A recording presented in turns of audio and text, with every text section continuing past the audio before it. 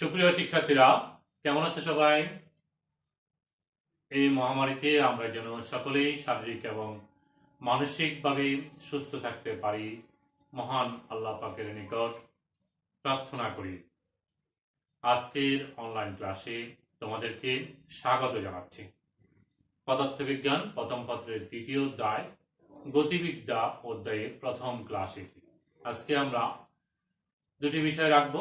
একটি হচ্ছে জড় প্রসঙ্গ কাঠামো কি, আর একটি হচ্ছে কি গতিবিদ্যা, গতি বিষয়ক কয়েকটি রাশি তোমাদেরকে আলোচনা করব এবং ব্যবকলনীয় রূপে কিভাবে আমরা গতি বিষয়ক রাশিগুলো পরিমাপ করি সেগুলো একটু আলোচনা করব।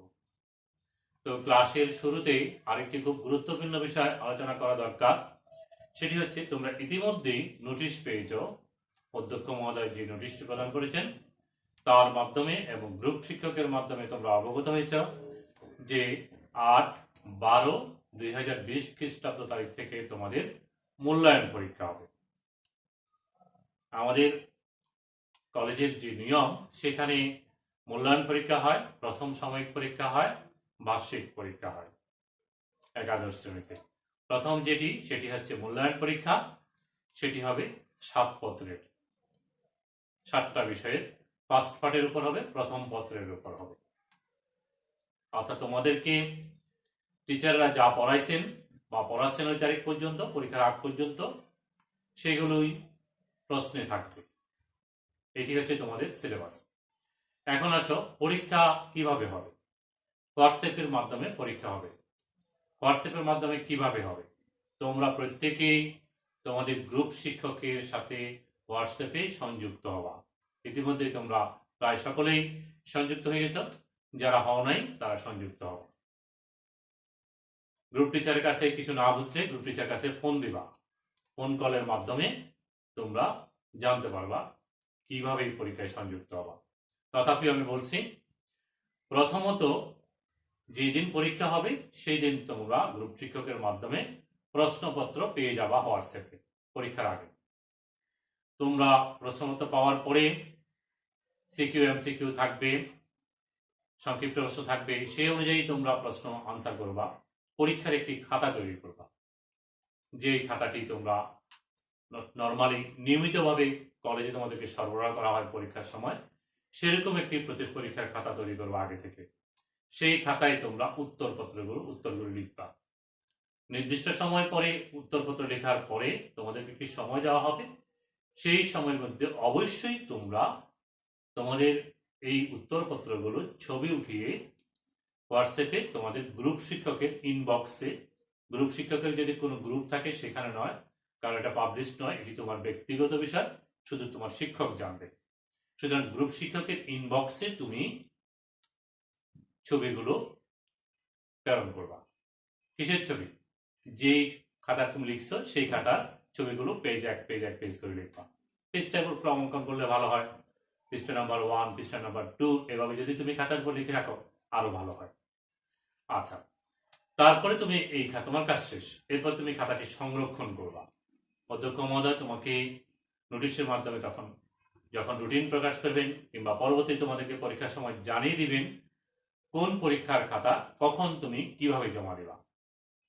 খাতা যেটা উত্তরপত্র লিখছো সেটা কলেজে তুমি সশরীরে গিয়ে সামাজিক দূরত্ব বজায় রেখে কলেজে খাতাগুলো জমা দিতে হবে। কারণ এই খাতা মূল্যায়ন করব আমরা টিচাররা ওই হার্ড কপি থেকে, অর্থাৎ তোমরা যে খাতাটা জমা দিবা কলেজে সেখান থেকে। হ্যাঁ, একটি বিষয় বলে রাখা দরকার, তোমরা যে পরীক্ষা দিবা নির্দিষ্ট সময়ের ভিতরে, সেই সময়ে যে উত্তরপত্রটা তোমরা লিখবা সেটা তো তোমরা ছবি উঠিয়ে টিচারকে পাঠিয়ে দিচ্ছ। এর মধ্যে তোমরা খাতা জমা দিবা, কলেজে যাবা, তাহলে একটু সময় থাকবে। এর মধ্যে তোমরা তোমাদের কোনো ভুল ভ্রান্তি দেখতে পারো খাতায়, সেটি সংশোধন করা যাবে না। বুঝতে পারছো? কারণ ওটি তোমার কাছে রেকর্ড আছে, তোমার গ্রুপ শিক্ষকের কাছে, যে তুমি খাতায় কি লিখছো। তোমার ওই ছবি পাঠানো খাতা এবং হার্ড কপি যেটি কলেজে জমা দিবা তার সাথে যেন গরমিল না থাকে। যদি গরমিল হয় তোমার খাতাটা ক্যান্সেল হবে, তুমি শাস্তিমূলক ব্যবস্থা নেবে কলেজ কর্তৃপক্ষ তোমার বিরুদ্ধে। সুতরাং কলেজের যেই নির্দেশনা সেই নির্দেশনা অনুযায়ী তুমি পরীক্ষা অংশগ্রহণ করবা অত্যন্ত সততার সাথে। মনে রাখবা এটি মূল্যায়ন পরীক্ষা। তুমি কেমন করে পরীক্ষা দিচ্ছ, কতটুকু করতে পারছো, সেটি মূল্যায়ন হচ্ছে এটা। তাহলে পরীক্ষা সংক্রান্ত আর কোনো বিষয় যদি জানতে চাও তোমরা গ্রুপ শিক্ষকের কাছে জেনে নিবা। এরপর যদি তোমাদের সকলের জন্য বলছি, আমার গ্রুপ স্টুডেন্টগুলো তো আছে, বাকি স্টুডেন্টগুলো আমাদের বিজ্ঞানের যে সমস্ত স্টুডেন্টগুলো আছে যে কোনো সময় আমার নাম্বারে ফোন করলেও আমি চেষ্টা করব তোমাদেরকে সহায়তা করার জন্য। তো সবাই পরীক্ষাটা সুষ্ঠুভাবে দিতে পারবা এই আশাবাদ ব্যক্ত করে আজকের ক্লাসটা শুরু করি আমরা। আজকের ক্লাসে আমরা গতিবিদ্যা এই অধ্যায়টি রাখলাম। প্রথমে হচ্ছে জড় প্রসঙ্গ কাঠামো। গতি অর্থাৎ সময়ের সাপেক্ষে বস্তু যদি তার অবস্থান পরিবর্তন করে তাকে আমরা বলি গতি। বস্তু যদি সময়ের সাপেক্ষে পারিপার্শ্বিকতার সাপেক্ষে, কিন্তু সময়ের পরিপ্রেক্ষিতে পারিপার্শ্বিকতার সাপেক্ষে, পারিপার্শ্বিকতা মানে কি, তোমার আশেপাশে যা কিছু আছে, এই রুম যদি হয়, আমার পিছনে যে বোর্ডটা আছে সেটা আমি হাঁটতেছি, এই আমার মুভমেন্ট হচ্ছে, তুমি বলবো মুভমেন্ট হচ্ছে, গতি হচ্ছে। তার মানে কি, আমি সময়ের সাপেক্ষে এখান থেকে এখানে চলে যাচ্ছি। তাহলে কার সাপেক্ষে তুমি হিসাব করতেছো? পারিপার্শ্বিকতার সাপেক্ষে। এখানে তুমি ধরে নিচ্ছ যে এই বোর্ডটার সাপেক্ষে 4 বোর্ড থেকে ওইদিকে চলে যাচ্ছে, তাহলে আমার গতি হচ্ছে। এটাই হচ্ছে এখানে প্রসঙ্গ কাঠামো। যে প্রসঙ্গ কাঠামো হচ্ছে একটি স্থায়ী কাঠামো যার সাপেক্ষে তুমি কোনো একটা বিন্দু বা বস্তুর অবস্থান পরিমাপ করতে পারো।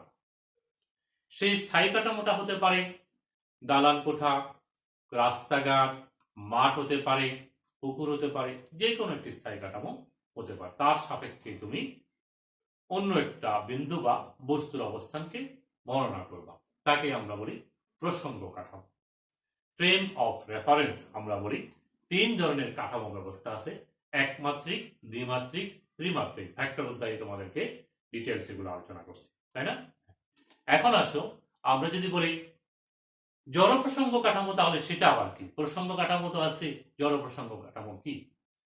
পরস্পরের সাপেক্ষে ধ্রুববেগে গতিশীল কিংবা স্থির কাঠামোর সাপেক্ষে ধ্রুববেগে গতিশীল কাঠামোকে আমরা বলি প্রসঙ্গ কাঠামোকেই আমরা বলে থাকি জড় প্রসঙ্গ কাঠামো। পরস্পরের সাপেক্ষে কিংবা স্থির কাঠামোর সাপেক্ষে ধ্রুববেগে বা সমবেগে গতিশীল প্রসঙ্গ কাঠামোকেই আমরা বলি জড় প্রসঙ্গ কাঠামো। যেমন দেখতে পারো এখানে একটি কাঠামো দেখাচ্ছি, এটি হচ্ছে ত্রিমাত্রিক ব্যবস্থা এক্স ওয়াই জেড, মূল বিন্দু হচ্ছে ও। এই কাঠামোটাকে আমরা এস কাঠামো বললাম, এটি মূল বিন্দু। আরেকটি কাঠামো যদি এই কাঠামোটিকে আমরা X prime Y prime Z prime, এটাকে আমরা এস প্রাইম কাঠামো বলছি। এস প্রাইম কাঠামোটা যদি এস এর সাপেক্ষে ধ্রুববেগে, মনে করলাম এই অক্ষর দিকে, আচ্ছা ঠিক এক্স দিই তাহলে একটু গণনা করার সুবিধা হবে। এদিকে আমরা ওয়াই জেড দেখি, এটি এক্স, এটা ওয়াই, এটি জেড, যে কোনো বা গণনা করতে পারতাম, তথাপি সুবিধার জন্য তোমাদের বইতে যেভাবে গণনা করা আছে সেটির জন্য আমরা আলোচনা করতেছি। সেরকম করে যদি এই কাঠামোটি প্রাইম কাঠামোটি এক্স অক্ষ বরাবর এটার সাপেক্ষে ধ্রুববেগে গতিশীল থাকে বা সমবেগে গতিশীল থাকে, তখন তাকে আমরা বলবো জড় প্রসঙ্গ কাঠামো। সমবেগে যদি গতিশীল থাকে তাহলে সেখানে নিউটনের গতির সূত্রগুলো প্রতিপাদন করা যায়, অর্থাৎ সেই কাঠামোটি নিউটনের গতিসূত্রগুলো মেনে চলে। গতিসূত্রগুলো যে ব্যাখ্যা সেটি এই সমবেগে গতিশীল কাঠামোর সাপেক্ষে যদি হয়, সেটি যদি আমরা ব্যাখ্যা করতে পারি সেই কাঠামোর সাপেক্ষে, তাহলে আমরা এই কাঠামোকে বলবো সেটি হচ্ছে জড় প্রসঙ্গ কাঠামো। খুব কঠিন লাগতেছে তাই না? আরেকবার বলি, যেমন ধরো তুমি একটি ট্রেনে আসো, ট্রেনে তুমি একটা ছোট একটা ফুটবলকে রাখলো।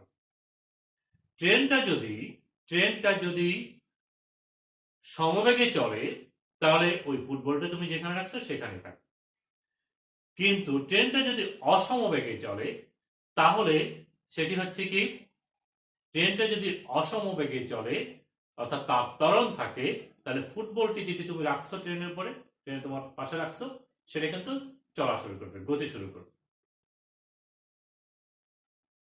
কারণ নিউটনের প্রথম সূত্রে আমরা জানি বাহির থেকে যদি কোনো বল প্রয়োগ না করা হয় তাহলে স্থির বস্তু স্থির থাকবে।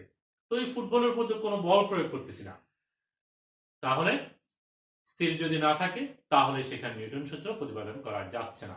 যখন ত্বরণ নিয়ে গতিশীল আছে তখন ওই ফুটবলটি চলা শুরু করছে। সমবেগে যখন গতিশীল থাকবে তখন যেখানে ছিল সেখানে স্থির থাকবে। তাহলে নিউটনের সূত্র আমরা সেখানে কোন কাঠামোতে প্রতিপাদন করতে পারতেছি, ব্যাখ্যা করতে পারতেছি?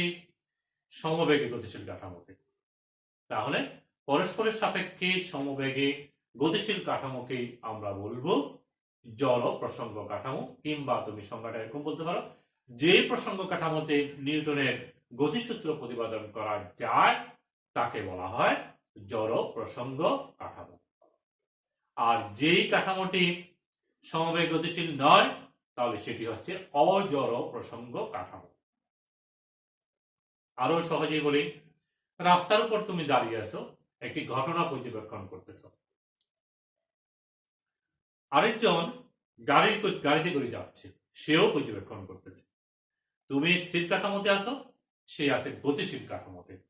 যদি ওই গাড়িটি সমবেগে গতিশীল থাকে তবেই তাকে আমরা বলবো, ওই কাঠামোটাকে, ওই কাঠামো ব্যবস্থাকে বলবো সেটি হচ্ছে জড় প্রসঙ্গ কাঠামো।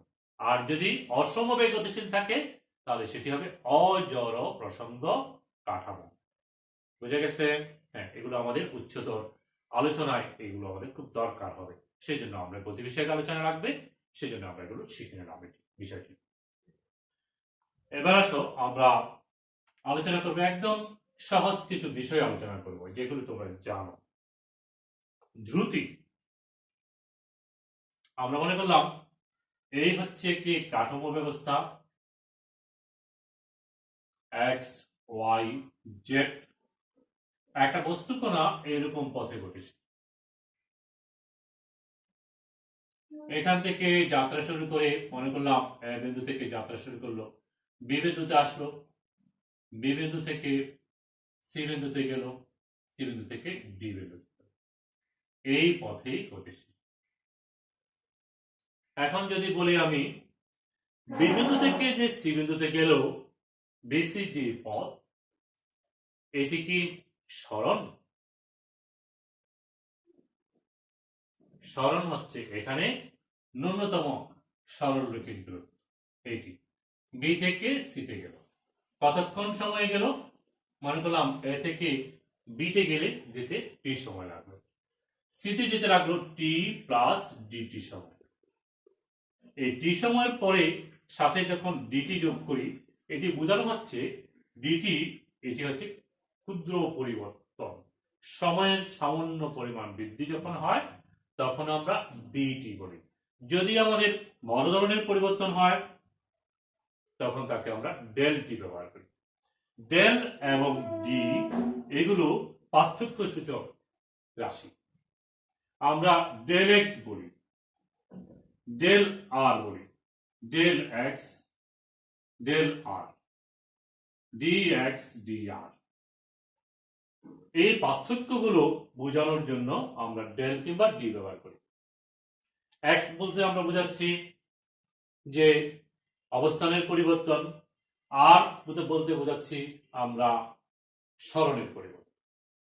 ক্ষুদ্র পরিবর্তন যদি হয় তখন আমরা ডি ব্যবহার করি, আর বড় ধরনের পরিবর্তন হলে ডেল ব্যবহার করি। আমরা বললাম টি সময় এখানে আসলো, টি প্লাস ডিটি সময় বিবৃতি করো, একটি বস্তু কণা এডি পথে গতিশীল। বি থেকে সি এই পথটাই হচ্ছে অতিক্রান্ত দূরত্ব, আর বিসি যেই দেখালাম এটি হচ্ছে টি সময়, ডিটি সময়ে সরণ। টি সময় বিন্দুতে আসলো টি প্লাস ডিটি সময়, অর্থাৎ মনে করলাম 5 সেকেন্ডে গেল বি বিন্দুতে থেকে বিতে, তারপরে 5 সেকেন্ড পর একটু বৃদ্ধি পেল 0.05 সেকেন্ড, অর্থাৎ 5 প্লাস 0.05। এই 0.05টাই হচ্ছে আমার এখানে ডিটি, এই 5 প্লাস 0.05, এইভাবে আমরা বিষয়টাকে উল্লেখ করতেছি। অর্থাৎ বি থেকে সিতে গেল 0.05 ডিটি সময়। এই যে গেল কোন পথে গেল, এই পথে গেল, এই পথে গেল। তাহলে এই পথটাই হচ্ছে, এই পথে হচ্ছে অতিক্রান্ত দূরত্ব, আর এই পথটাই হচ্ছে তার সরণ। ন্যূনতম সরলরৈখিক পথ যেটি, সেটি হচ্ছে সরণ। ডিটি সময়ে তার সরণ, সরণের একটি নির্দিষ্ট দিক থাকবে। তাহলে সরণটা পথের উপর নির্ভরশীল নয়, অর্থাৎ সরণকে বলতে পারবো পথ নিরপেক্ষ। এটি আদি এবং শেষ অবস্থানের উপর নির্ভর করে। আরেকটু ক্লিয়ার করে বলি, মনে করলাম এটা হচ্ছে বি বিন্দু, এটা হচ্ছে সি বিন্দু। তা আমরা দেখাচ্ছি এই পথে যাচ্ছে, বি থেকে সি। এই পথে তো যেতে পারে, এই পথেও যেতে পারে, এই পথেও যেতে পারে, পারে না? এই পথে যাও, 1 নং 2 নং 3 নং পথে দেখালাম। 1 নং পথেও যেতে পারে, 2 নং পথেও যেতে পারে, 3 নং পথে যেতে পারে। এই পথগুলি হচ্ছে অতিক্রান্ত দূরত্ব, কিন্তু এই 3 নং পথ যেটি, সেটি হচ্ছে সরণ। তাহলে বি থেকে সি তে গেলাম, সেটি কি পথের উপর নির্ভর করতেছে সরণটি? সরণটি পথের উপর নির্ভর করে না, সরণ নির্ভর করে আদি অবস্থান এবং শেষ অবস্থানের উপর। তাহলে আমরা বলতে পারি সরণ হচ্ছে পথ নিরপেক্ষ, এটি বলা যায়।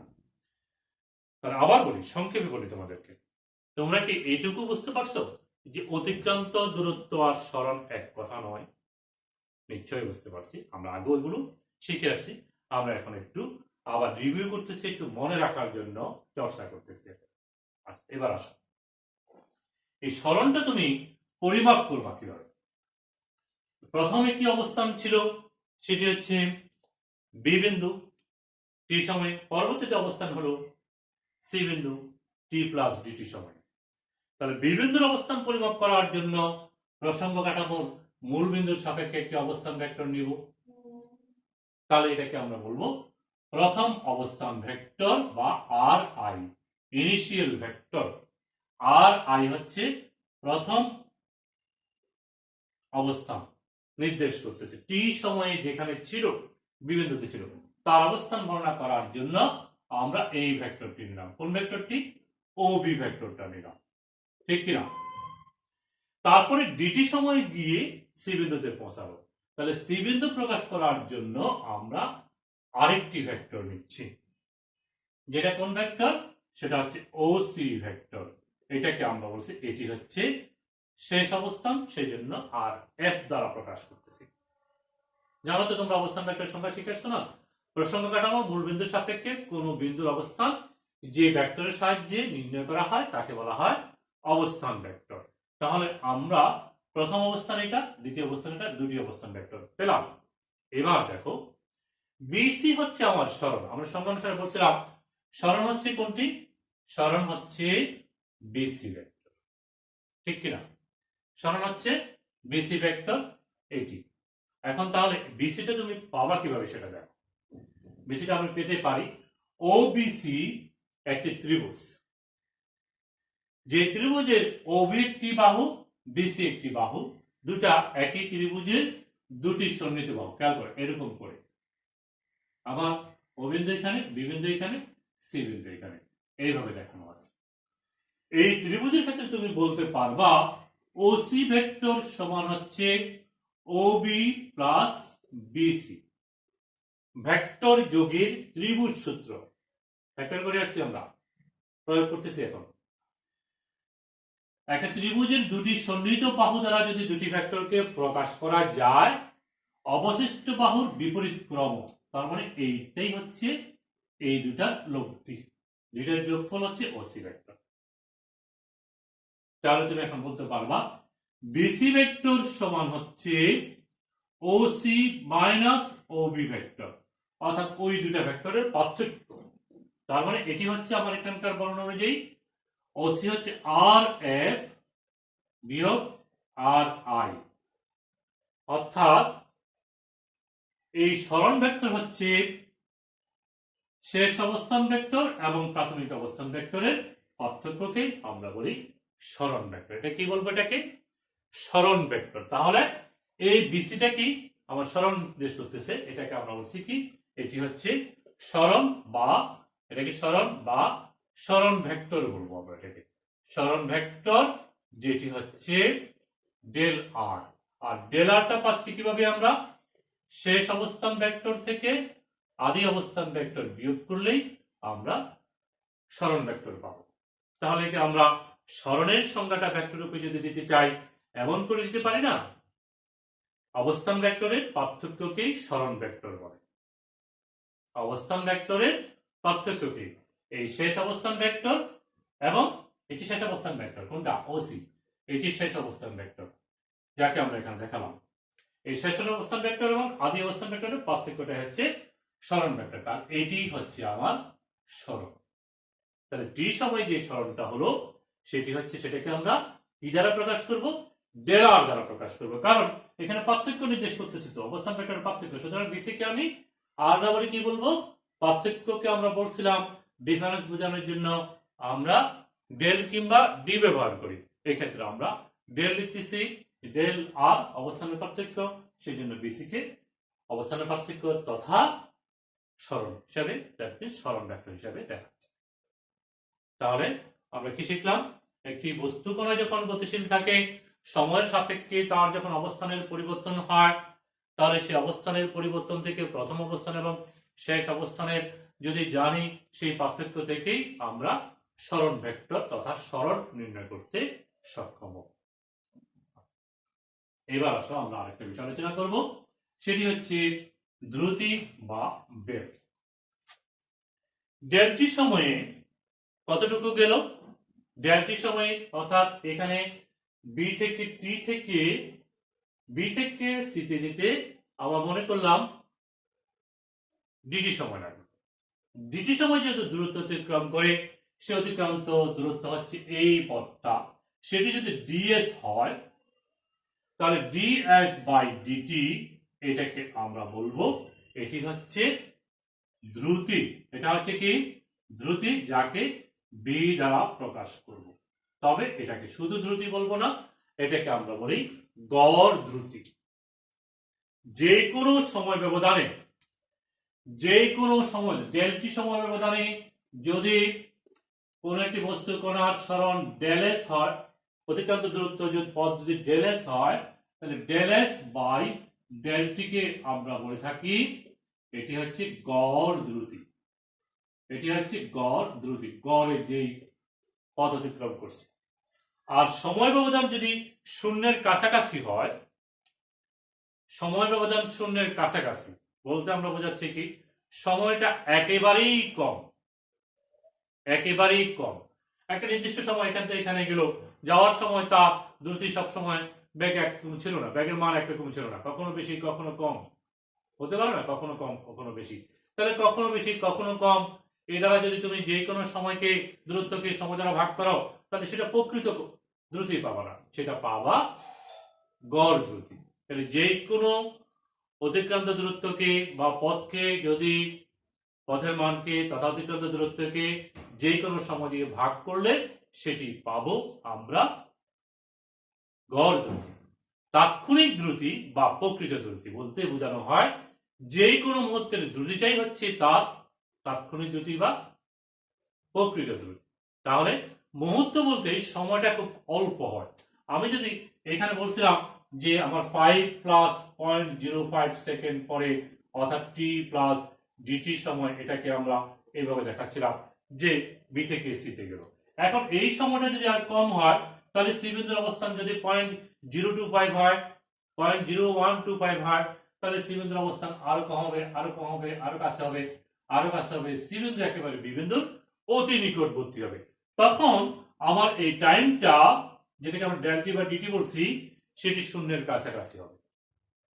ক্যালকুলাসের ভাষায় তাকে লেখার জন্য আমরা এরকম করে লিখি যে ভিটা কে যদি আমরা লিখি limit del T tends to 0 del S by del T, এইভাবে যদি আমরা এই যে আমার গড়টি বের করলাম দূরত্বকে সময় দিয়ে ভাগ করা, সেই সময়টা যদি খুব অল্প হয় তাহলে আমরা প্রকৃত বা তাৎক্ষণিক দ্রুতি পাবো। আর প্রকৃত বা তাৎক্ষণিক দ্রুতি মানে সময়টা হবে একেবারেই শূন্যের কাছাকাছি, তখন বি বিন্দু সি বিন্দুর অতি নিকটবর্তী হবে, তখন সেই দ্রুতিটাকে আমরা বলতে পারবো তাৎক্ষণিক দ্রুতি। তাৎক্ষণিক দ্রুতি। আর গাণিতিক ভাষায় তাকে আমরা লিখবো এই ডিএস বাই ডিটি বা ডেলএস বাই ডেলটি লিখলাম, তার আগেই আমি লিমিট লিখলাম, L I am I T limit লিখতে পারি, এল টি লিখতে পারি, এল আই এম টি, এইভাবে আমরা লিখে থাকি বীজগণিতে, এটা আমরা ক্যালকুলাসে ব্যবহার করে থাকি। তাহলে কি করলাম, ভি এর মানটা বি ইকুয়াল ডেলএস বাই ডেলটি, দূরত্বকে সময় দ্বারা ভাগ করবো। হ্যাঁ, তবে যে কোনো সময় হলে চলবে না, যে কোনো সময় হলে গড় দ্রুতি হবে। তাহলে তাৎক্ষণিক বা প্রকৃত দ্রুতি বর্ণনা করার জন্য, তাৎক্ষণিক দ্রুতি বা প্রকৃত দ্রুতি বর্ণনা করার জন্য আমাদেরকে সময় ব্যবধানটা শূন্যের কাছাকাছি হতে হবে।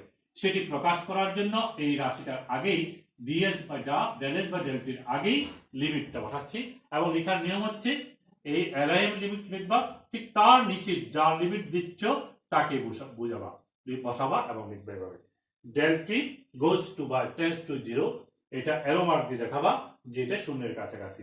তখন কার কাছাকাছি, কোন রাশির জন্য, এই ডেল এস বাই ডেল এই রাশির জন্য। তখন তুমি পেয়ে যাবা সেটি হচ্ছে কি প্রকৃত দ্রুতি। সেটি কি বাবা, প্রকৃত দ্রুতি বা তাৎক্ষণিক দ্রুতি। এটি হবে গড় দ্রুতি, এটার জন্য বি বার লিখবা, আর এটার জন্য শুধু ভি লিখবা।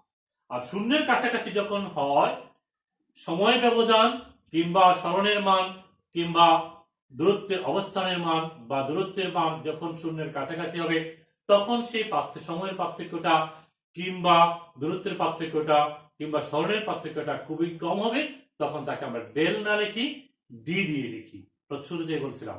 তাহলে আমরা ক্যালকুলাসের ভাষায় এই রাশিটাকে এখন লিখতে পারবো, এটি হচ্ছে D S by DT. D S by শুরুতে যেতে বলছিলাম, বুঝা গেছে? তাহলে এইভাবে আমরা ব্যবকলনীয় সংজ্ঞা দিতে পারি, এটাকে বলা হয় ব্যবকলনীয় সংজ্ঞা। ডিফারেন্সিয়েশন বলছিলাম আমরা ক্যালকুলাস আমাদের ব্যবহার করি, উচ্চতর পদার্থবিজ্ঞানে অহরহ আমাদের ব্যবহার করতে হয়।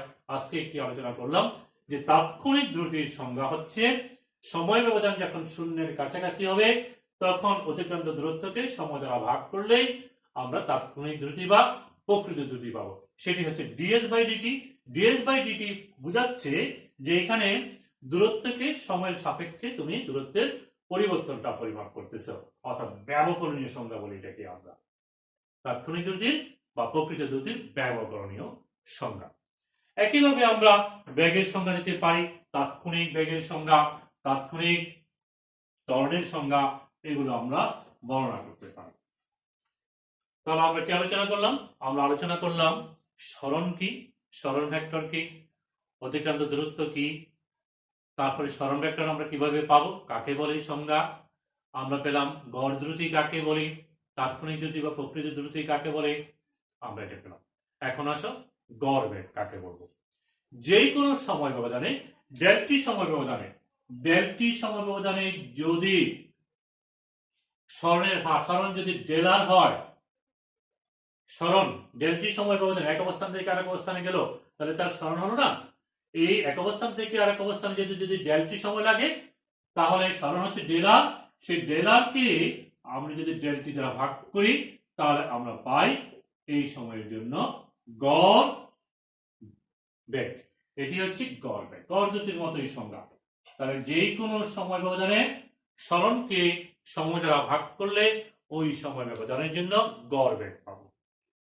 প্রকৃত বেগ এবং গড় বেগ এক না, কারণ প্রকৃত বেগ হচ্ছে যে কোনো মুহূর্তের বেগ। এখান থেকে আমি যাত্রা শুরু করলাম, আমার বাসা থেকে যাত্রা শুরু করলাম, গাড়ি নিয়ে কলেজে গেলাম।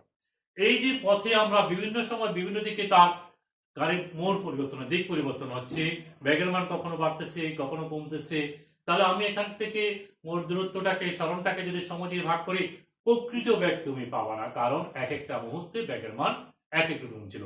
যেটা পাচ্ছি সেটি হচ্ছে গড় বেগ পাচ্ছি। প্রকৃত বেগ পাওয়ার জন্য সময়টাকে খুব অল্প নিতে হয়, যেটা একটু আগে আমরা দ্রুতের জন্য বলছিলাম। দেখো, আমি যদি বলি যে কি এই ডিটি সময় এখান থেকে এখানে, এখান থেকে এখানে ডেলটি সময় গেল কোথায়, এখান থেকে মনে করলাম টি সময় বিন্দু ছিল, টি প্লাস ডেলটি সময় সি বিন্দুতে আসে। তাহলে তুমি এই সরণটা যে দেখাবা, পথ তো এই পথে যাচ্ছে, বস্তুকণা যাচ্ছে এই পথে, আমরা তো সরণ দেখাচ্ছি এদিকে, এই বিসি অবস্থানে কি কখনো ছিল বস্তু কোনটা? এই পথে কখনো ছিল না। তাহলে সরণ যে দেখাচ্ছি সেই দিকে তো প্রকৃতপক্ষে কখনো ছিল না। তাহলে আমি সরণের দিক তথা বেগের দিক, সেখান থেকে বেগের দিক কিভাবে দেখাবো? তাহলে বি থেকে সি পর্যন্ত নিলে চলবে না, এরকম বক্রপথে আমরা পাবো না। সরল পথ হলে ঠিক আছে, একটা নির্দিষ্ট দিকে হবে। তাহলে নির্দিষ্ট দিক হতে হলে সরল পথ হতে হবে। তাহলে ডেলটিটা এত বেশি বড়, সময়টা এত বড় না, আমরা আপনাকে বলছিলাম 0.05, এটা না নিয়ে 0.0005 নিই, এত সেকেন্ড নিই। টি এর পরে আমরা বলছিলাম 5 সেকেন্ডের পরে ডেলটিটাকে আমরা এই বলছিলাম এটা না নিয়ে আমরা আরো কম দিই, তাহলে বি বিন্দু সি বিন্দুর অতি নিকটবর্তী হবে। অতি নিকটবর্তী যদি হয় তাহলে দেখো সি বিন্দু যদি এখানে হয় তাহলে এটি সরল রেখা হয়, তাহলে তুমি এখানে দেখাতে পারতেছ এটাই হচ্ছে দিক। তাহলে দিকটাকে সুনির্দিষ্ট করা যাচ্ছে, প্রকৃত ব্যাগটাকে তুমি সঠিকভাবে উল্লেখ করতে পারছো। কারণ যেহেতু ব্যাগ একটি ভেক্টর রাশি, তার একটি নির্দিষ্ট দিক আছে, দিকটা বর্ণনা করতে হবে। তো তাহলে যে কোনো সময় ব্যবধানের জন্য তুমি বর্ণনা করতে পারবো না। যে কোনো সময় ব্যবধানের জন্য সরণকে সময় দ্বারা ভাগ করলে গড় বেগ পাবা, তাহলে সময়টা শূন্যের কাছাকাছি হতে হবে। আমরা বলছিলাম যদি সময়টা শূন্যের কাছাকাছি দেখায় তখন আমরা কি করব? তার আগে লিমিট বসিয়ে দিব। সময় ডেলটি টেন্ডস টু 0, এটা কিন্তু লিমিট, এলটি না, টাইম না, কিন্তু এটা LIM লিমিট অথবা এলটি লিখবা।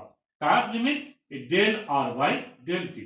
হ্যাঁ, এখানে এ থেকে এই পর্যন্ত গেল সেটাও ডেল আর, এ থেকে এই পর্যন্ত, এ থেকে এখানে গেল ডেল আর, এখান থেকে এখানে ডেল টি সময়ে, তবে টাইমটা অতি ক্ষুদ্র, সেটা বোঝানোর জন্য আমরা এখানে সময় লিমিট দিচ্ছি। অতি ক্ষুদ্র না বললে তো আমরা তাৎক্ষণিক বা প্রকৃতটা ব্যাখ্যা করতে পারছি না, সেই জন্য আমাদেরকে এই প্রকৃত ব্যাগ বর্ণনা করার জন্য সময়টা অতি ক্ষুদ্র নিতেই হবে। তাহলে আমরা প্রকৃত ব্যাগের সংজ্ঞা এইভাবে গাণিতিক ভাবে দেখাবো, বি ভেক্টর এভাবে দেখাবো। আর এটি হচ্ছে বি ভেক্টর বা গড় বেগ, আর এটা হচ্ছে প্রকৃত বেগ বা তাৎক্ষণিক বেগ।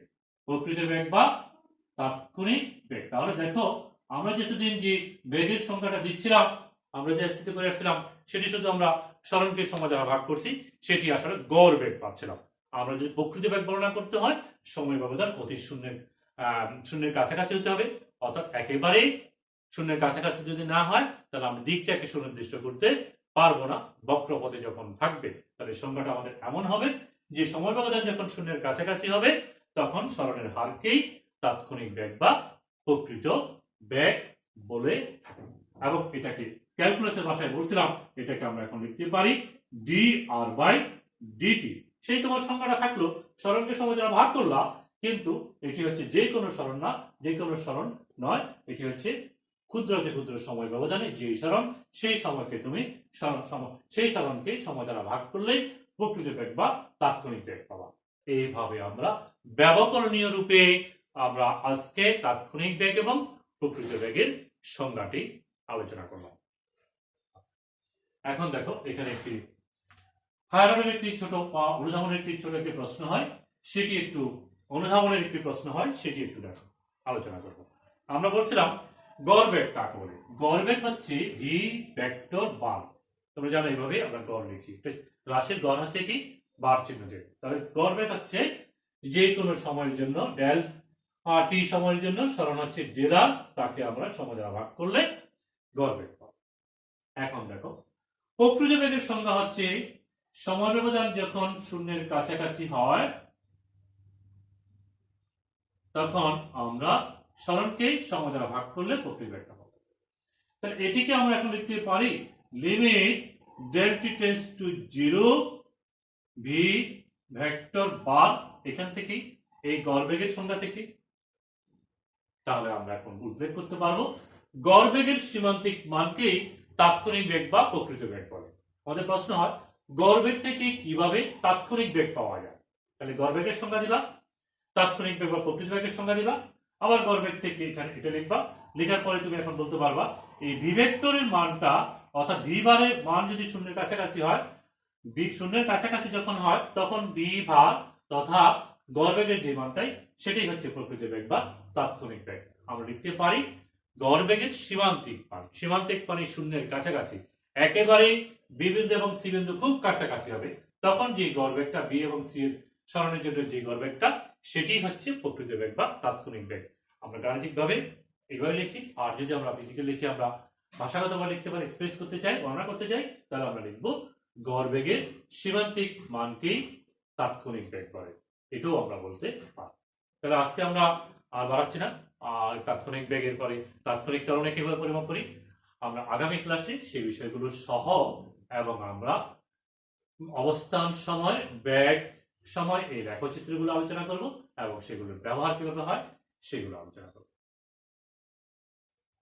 আজকে আমরা তাহলে কি করলাম, আজকে আমরা জড়প্রসঙ্গ কাঠামো কি সেটি আলোচনা করলাম, এবং আমরা ব্যবকলনীয় রূপে আমরা কিভাবে এই পদার্থবিজ্ঞান গতি বিষয়ক কয়েকটি রাশিকে প্রকাশ করব, কিভাবে আমরা পরিমাপ করব বা কেনই বা পরিমাপ করব, সেটা পরিমাপ করা কি অপরিহার্য কিনা সেগুলো আমরা আজকের ক্লাসে আলোচনা করলাম।